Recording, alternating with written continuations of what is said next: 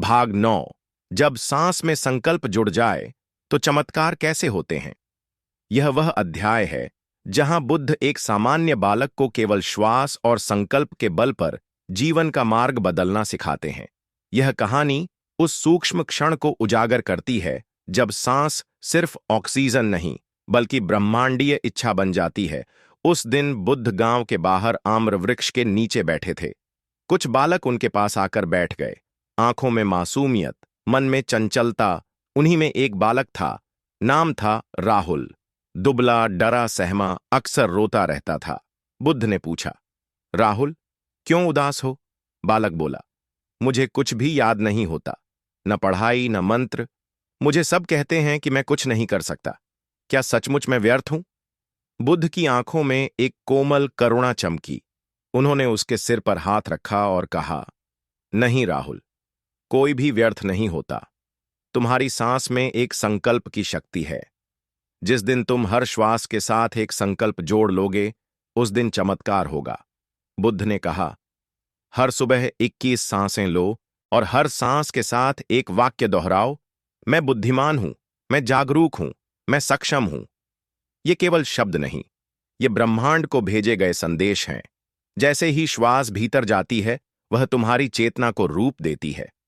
राहुल ने पूछा, भगवान, क्या केवल सोचने से सब बदल जाएगा? बुद्ध मुस्कराए, संकल्प केवल सोच नहीं, यह आंतरिक आदेश है। जब श्वास और मन एक साथ एक ही बात कहते हैं तो सृष्टि को झुकना पड़ता है। ये योग है, यही चमत्कार का बीज है।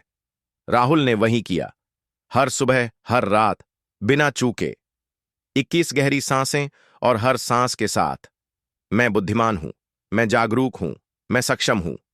3 महीने बाद गांव के सबसे कठिन श्लोक राहुल ने कंठस्थ कर लिए थे। जिसे सब व्यर्थ समझते थे, वही अब सबसे आगे था।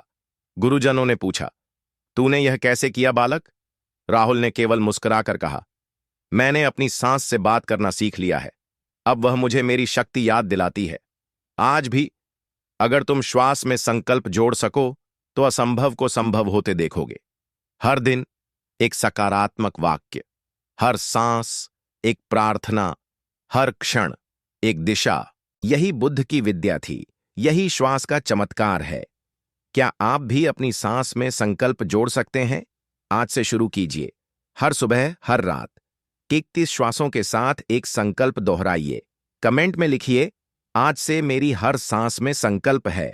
अगर यह कहानी आपके मन को छू गई हो तो इसे शेयर कीजिए और अगली कड़ी के लिए चैनल को सब्सक्राइब करना न भूलिए।